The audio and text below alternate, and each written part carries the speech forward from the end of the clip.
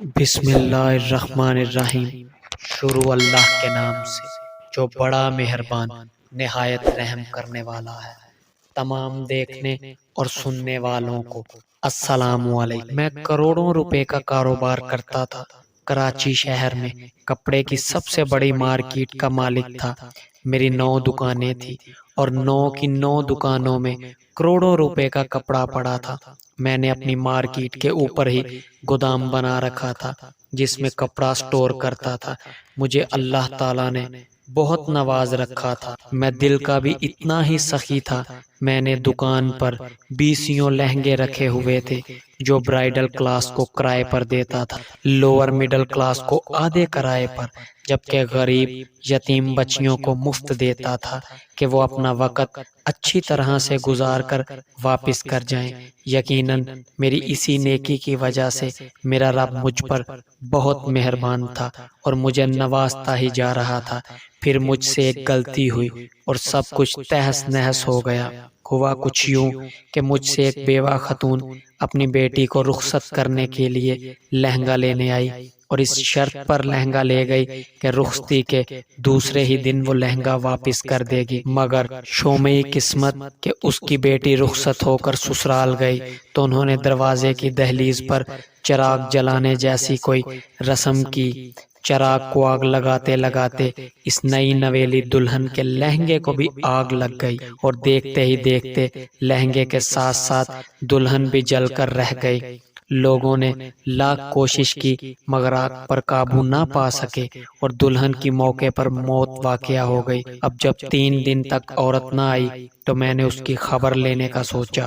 اس کے گھر جا پہنچا جہاں باہر گلی میں بیٹھے چند مرد خوش گپوں میں مصروف تھے۔ میں نے زیادہ توجہ نہ دی اور سوچا کہ نئی نویلی شادی ہوئی ہے، رشتہ دار عزیز مبارکباد دینے آئے ہوئے ہوں گے، لہٰذا میں بنا کوئی بات کیے واپس آ گیا۔ اس دن کے 1.5 ہفتے بعد خاتون میری دکان پر آئی اور مجھے کہا کہ لہنگا جل گیا ہے، آپ اس کی رقم بتا دیجئے۔ میں نے لہنگے سے جلنے کی بابت کوئی سوال نہ کیا بلکہ لہنگے کی ڈبل قیمت بتا دی اور ساتھ ہی 10 دن کا کرایہ بھی ڈال دیا تاکہ اب کی بار اس سے بہتر لہنگا خرید کر دکان میں رکھ سکوں۔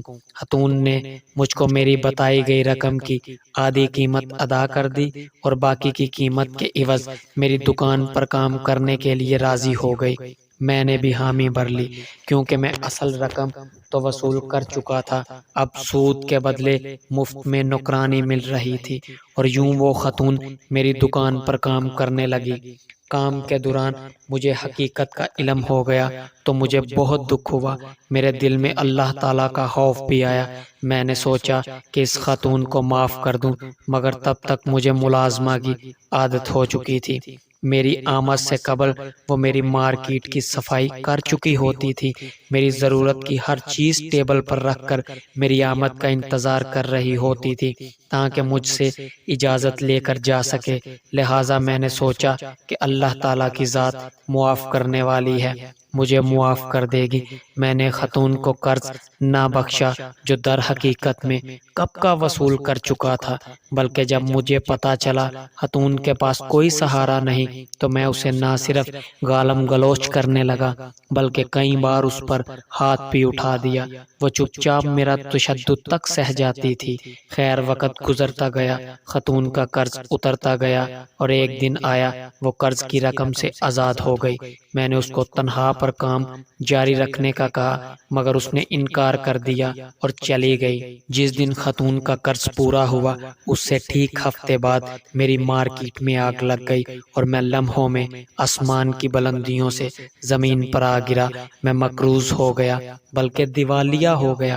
میں نے مارکیٹ والی زمین بیچ کر لوگوں کا قرض دیا اور باقی پیسوں سے چھوٹی سی دکان بنا لی، مگر اب کی بار میری دکان نہ چلی اور میں نے بیچ دی۔ میں نے مارکیٹ میں لگنے والی آگ کا ذمہ دار اس بیوہ عورت کو قرار دے کر پولیس میں شکایت کر دی، اپنے تمام تر ذرائع سے دباؤ ڈالا کہ خاتون سے اس کے جرم کا اقرار کروا کر اسے جیل میں ڈالا جائے، مگر شاید تفتیش کسی ایماندار افسر کے پاس تھی، اس نے خاتون کو بیگانہ قرار دے کر چھوڑ دیا۔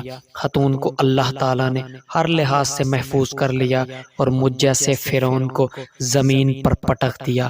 آج میں بھیک مانگ کر پیٹ بھرتا ہوں تو میں سوچتا ہوں کہ اللہ تعالیٰ کی ذات معاف کرنے والی ہے، مگر اللہ تعالیٰ خود فرماتا ہے حقوق العباد کی معافی نہیں ملے گی۔ میں نے یہ بات آزما لی ہے، آپ میں سے اگر کوئی آزمانا چاہتا ہے تو بے شک حقوق العباد ادا نہ کرے، اور اگر کوئی خوف خدا دل میں رکھنے کا کہتا ہے تو اسے چاہیے کہ کسی پر ظلم نہ کرے، کسی کا حق نہ کھائے۔ اللہ پاک ہم سب کو سمجھنے کی توفیق عطا فرمائے۔ اللہ پاک ہم سب کا حامی و ناصر ہو۔ وسلام۔